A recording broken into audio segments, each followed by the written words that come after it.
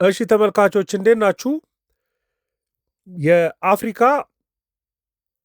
የውጭ ምንዛሬ አክሰስ የውጭ ምንዛሬ አቅርቦት ሁኔታ መረጃ ወጥቷል። የተሻለ የውጭ ምንዛሬ አቅርቦት አላቸው የሚባሉ ሀገራቶች ዝርዝር የ10 ሀገራቶች ዝርዝር እሱም መረጃ ላጋራችሁ ፈልጌያለሁ። ደግሞ የውጭ ምንዛሬ አክሰስ ሲባል ምን ማለት ነው የሚለውንም ደግሞ ምን ያህል መጠን ሲሆን ነው የሚለውን ሐሳብ ልሰጣችሁ አስቤያለሁ። እንግዲህ አክሰስ ቱ ፎሬን ኤክስቼንጅ የሚባል ጉዳይ አለ። አክሰስ ቱ ፎሬን ከረንሲ የሚባል ሐሳብ ማለት ነው። ይሄ የሚለካው በምንድን ነው? የአንድ ሀገር ኢኮኖሚ ምን ያህል የውጭ ምንዛሬ ክምችት አለው፣ እጁ ላይ ምን ያህል የውጭ ምንዛሬ ክምችት አለ። የመጀመሪያው እሱ ነው። እጁ ላይ ምን ያህል ይዟል በሪዘርቭ ደረጃ እና የሚመከረው ቢያንስ የሸመታውን ዓመታዊ የሸመታውን ከ3 ወር እስከ 6 ወር የሚሆን መሸፈን የሚችል ሪዘርቭ ያለው ኢኮኖሚ ሲሆን ከሱስ ደግሞ የቀላቀለ ዩሮም ያለው ፓውንድም ያለው ዶላርም ያለው ወርቅም ያለው ክምችቱን ዳይቨርሲፋይድ አድርጎ የያዘ አትሊስት ከ3 ወር እስከ 6 ወር የሚሆነውን የውጭ ምንዛሬ ምንጮች ሪዘርቭ የያዘ ኢኮኖሚ ሲሆን የውጭ ምንዛሬ አክሰስ አለው ተብሎ ይታሰባል። ለመኖሪያና ለንግድ የሚሆኑ ሱቆች አንድ ላይ በመገናኛ የመዲናችን መሃል በሆነችው መገናኛ ከእስራኤል ኤምባሲ አጠገብ እንዲሁም ከሃይሌ ሪዞርት በቅርብ ርቀት ላይ ከባለ 1 እስከ ባለ 3 የመኝታ ክፍል አማራጭ ያላቸውን አፓርትመንቶችን በ660 ሺህ ብር ቅድመ ክፍያ ብቻ አቅርበንልዎታል። ለንግድ የሚሆኑ ሱቆች ነዋሪ በሞላበት ህንፃ ላይ ከ24 ካሬ ጀምሮ በ300 ሺህ ብር 10% ቅድመ ክፍያ ጀምሮ ቀሪውን ክፍያ የእርሶን ፕሮግራም መሰረት አድርገው የሚከፍሉት ምርጥ እድል። በእኩል ሰዓት የሱቅና የቤት ባለቤት ለመሆን በ096921 1919 ይደውሉልን። መደላድሎች ነን። በምቾት ይኖሩ። ሁለተኛው ምንድነው? የኤክስፖርት ሁኔታው በኤክስፖርት የሚያገኘው ዳይቨርሲፋይድ ነው ወይ? በቃ አንድ ነገር ለምሳሌ ነዳጅ ብቻ እየላከ የሚያገኝ ኢኮኖሚና ነዳጅም ማሽንም የአፈር ማዳበሪያም እየላከ የሚያገኝ የተለያየ ነው። አክሰሱ ጋራንቲ አይደለም ተብሎ የሚታሰበው። ስለዚህ በኤክስፖርት የሚያገኘው ውጭ ምንዛሬ ምን ያህል ዳይቨርሲፋይድ ነው እና ሃይ ቫሊዩ ያላቸውን ኤክስፖርት እያደረገ ነው ወይ የሚያገኘው አስተማማኝ ነው ወይ የሚለው እሱም ኢንዴክሱ ይለካል። የውጭ ምንዛሬ አክሰስ ኢንዴክስ ስላለ ማለት ነው። ሶስተኛው የኢንቨስተሮች ኮንፊደንስም፣ ምክንያቱም የኢንቨስተሮች መተማመን አንዴ ያደገ ከሆነ ሽሚያ ውስጥ ሊገቡ አይችሉም። በተረጋጋ መልኩ የውጭ ምንዛሬ እየተጠቀሙ የሚሄዱበት ኢኮኖሚ ከሆነ እሱም አክሰስቱ የውጭ ምንዛሬን የሚያሳይ ነው። አራተኛው ይሄ የውጭ ምንዛሬ ገበያው የሚመራበት አስተዳደሩ የሚመራበት የኤክስቼንጅ ሬት ሪጅም የሚባለው ማለት ነው። ዲሲፕሊኑ ምን ይመስላል? ምክንያቱም አንዳንድ የውጭ ምንዛሬ የሚመራበት ዲሲፕሊን በጣም ደካማ ከሆነ አክሰሱን ሊያጠፋው ይችላል። አንዳንዴ ፊክስድ አድርገው የሚጠቀሙ ሀገራቶች አሉ። ፍሎቲንግ ማኔጂንግ አለ። አሁን ደግሞ ኢትዮጵያ እንዳደረገችው ፍሎት። ስለዚህ የአስተዳደር ስርዓቱ በዜሮ ላይ ያጠፋው ይችላል። ስለዚህ የዛ ሀገር አስተዳደር ስርዓት ምን ይመስላል የሚለው መለኪያ ነው። አምስተኛው ተቋማዊነት፣ በቃ የተቋማዊ ኢንስቲቱሽናል ኳሊቲው ምን ይመስላል፣ አስተዳደሩ ገቨርናንሱ ምን ይመስላል። ለምሳሌ በብሔራዊ ባንክ ነፃ የሆነ ብሔራዊ ባንክ ያላቸው ሀገራቶች ከሆኑ የውጭ ምንዛሬ አክሰሱ ጥሩ ነው ተብሎ ነው የሚታሰበው። ስድስተኛው የውጭ ምንዛሬ ግኝቱ ስትሪሙ ምን ይመስላል፣ በተለይ ከኤክስፖርት ውጭ በተጨማሪ ያለው ምርጫ ምን ይመስላል፣ ከውጭ የሚላከው ሐዋላ ሬሚታንስ አክሰሱ ምን ይመስላል፣ ከቱሪዝም የሚያገኘው ውጭ ምንዛሬ አክሰስ ምን ይመስላል፣ ከአገልግሎት ሴክተር የሚያገኘው ውጭ ምንዛሬ ምን ይመስላል የሚለው እነዚህ መሰረታዊ መለኪያዎች ናቸው እና ክብደቶቹን የተለያየ ይሰጣሉ። ለምሳሌ ክምችቱን በቃ በብሔራዊ ባንክ ያለውን ክምችት እስከ 40 ከመቶ ክብደት ሊሰጡ ይችላሉ። ኢምፖርት የሚሸፍንበት መጠን እስከ 30 ከመቶ ሊሰጥ ይችላል። ምንዛሬው ለአመታት ያለው ተለዋዋጭነት ምን ይመስላል፣ በአንድ የሚለዋወጥ ነው ወይስ ኮንስታንት ሆኖ የሚቆይ ነው? የሚዋዥቅበት መንገድ እስከ 20 ከመቶ ክብደት ይሰጠዋል። በቀላሉ ሲፈለግ ግለሰቦችም ድርጅቶችም ሲፈልጉ በቀላሉ የውጭ ምንዛሬ የሚያገኙበት ነው ወይ እስከ 10 ከመቶ ክብደት ሊሰጠው ይችላል። በዚህ ከ0 እስከ 1 ወይም ከ1 እስከ 100% ባለው ውስጥ ሬት ይሰጣል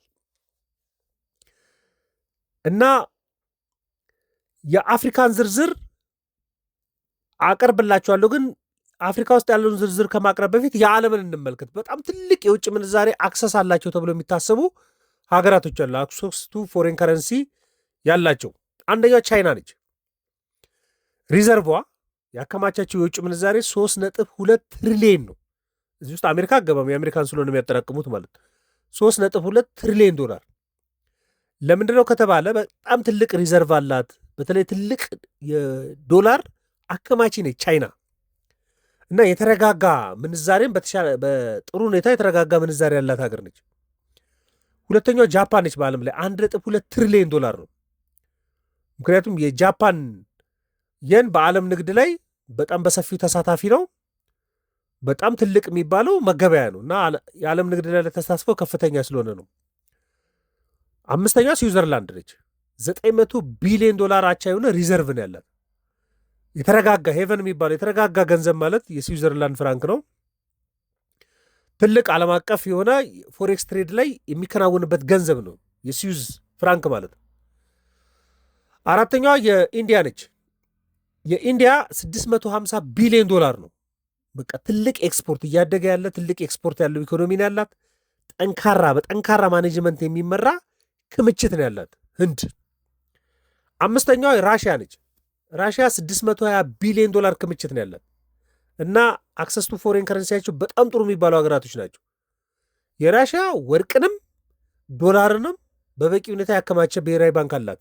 የኢኮኖሚ ስርዓት ደግሞ ኢነርጂን ወደ ውጭ በመላክ የሚመራ ክምችት ነው ያላት።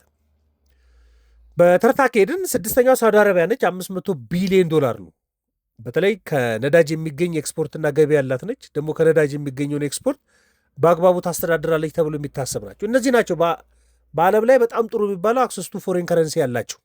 ለመኖሪያና ለንግድ የሚሆኑ ሱቆች አንድ ላይ በመገናኛ የመዲናችን መሃል በሆነችው መገናኛ ከእስራኤል ኤምባሲ አጠገብ እንዲሁም ከሃይሌ ሪዞርት በቅርብ ርቀት ላይ ከባለ 1 እስከ ባለ 3 የመኝታ ክፍል አማራጭ ያላቸውን አፓርትመንቶችን በ660 ሺህ ብር ቅድመ ክፍያ ብቻ አቅርበንልዎታል። ለንግድ የሚሆኑ ሱቆች ነዋሪ በሞላበት ህንፃ ላይ ከ24 ካሬ ጀምሮ በ300 ሺህ ብር 10% ቅድመ ክፍያ ጀምሮ ቀሪውን ክፍያ የእርሶን ፕሮግራም መሰረት አድርገው የሚከፍሉት ምርጥ ዕድል። በእኩል ሰዓት የሱቅና የቤት ባለቤት ለመሆን በ096921 1919 ይደውሉልን።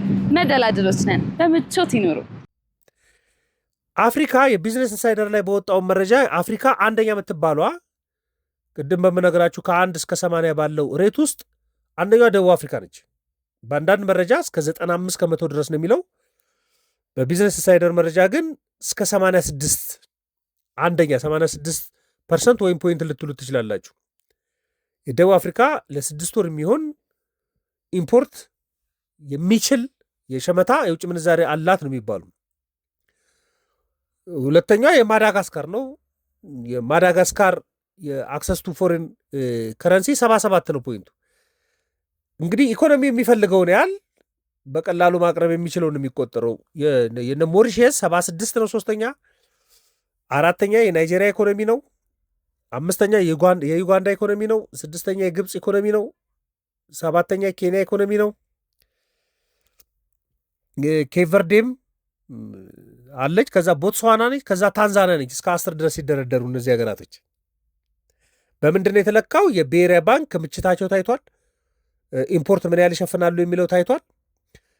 ምንዛሪያቸው ለዓመት ያለው ተለዋዋጭነት መጠን ደግሞ በገበያው በቀላሉ የውጭ ምንዛሬ ማግኘት ይቻላሉ። ቢዝነስ ሰዎች ሲመጡ፣ ግለሰቦች ሲመጡ በቀላሉ ማቅረብ ይቻላሉ እና ዕዳ የመክፈል አቅምም ካለው ሪዘርቭ ውስጥ መክፈል የሚችል ነው ወይ ደግሞ ከሚያገኘው ውጭ ምንዛሬ ኮንቲኒስሊ ከሚያገኘው ውስጥ መክፈል የሚችል ነው ወይ የሚለው ከግምት ተከቶ ነው። ዝቅተኛ አክሰስ ቱ ፎሬን ከረንሲ ያላቸው የሚባሉ ሀገራቶችን ዝርዝር ላቅርብላችሁ። የኢትዮጵያን ቁጥር ማስቀመጥ ትችላላችሁ እናንተ። በጣም ዝቅተኛ ይባል አንደኛው የሃይቲ ኢኮኖሚም እንደዛ ነው። ከ1 ቢሊዮን ዶላር በታች የሆነ አክሰስ ቱ ፎሬን ከረንሲ ያለበት ኢኮኖሚ ነው። ምክንያቱም በጣም በከፍተኛ የሆነ ከውጭ በማስገባት ጥገኛ የሆነ ኢኮኖሚ ነው። ከውጭ የሚላክለትም ሬሚታንስ ሐዋላ በጣም ዝቅተኛ ነው። ምንጩ በጣም ዝቅተኛ ነው። ቅድም በምላችሁ መለኪያ ማለት ነው። ከዛ ዚምባብዌም ዝቅተኛ ነው። $2 ቢሊዮን በታች አክሰስ ቱ ፎሬን ከረንሲ ያለበት ኢኮኖሚ ነው። ሃይፐር ኢንፍሌሽን ከፍተኛ የሆነ የዋጋ ንረት ያለበት ነው። የኤክስፖርት መጠኑ በጣም ዝቅተኛ ነው። በጣም ዝቅተኛ ክምችት ያለበት ኢኮኖሚ ነው። የሱዳን $5 ቢሊዮን በታች ያለው ነው። እንግዲህ ማዕቀብ ውስጥ ያለ ኢኮኖሚ ነው። የፖለቲካ አለመረጋጋት ያለበት ነው። ያለውን ነዳጅ እንኳን ለመላክ እየተቸገረ ያለ ኢኮኖሚ ስለሆነ አክሰስ ቱ ፎሬን ከረንሲ በጣም ዝቅተኛ የሚባለው ሀገር ነው። አፍጋኒስታንም በተመሳሳይ ከጦርነቱ እንኳን በኋላ ቢታይ እርዳታ የሚጠብቅ ነው። $10 ቢሊዮን በታች ሪዘርቭድ የሆነ ኢኮኖሚ ነው።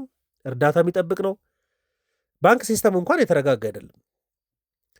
እንግዲህ የኢትዮጵያ ኢኮኖሚ በተመሳሳይ ኢምፖርት ላይ በጣም ጥገኛ የሆነ ኢኮኖሚ ነው።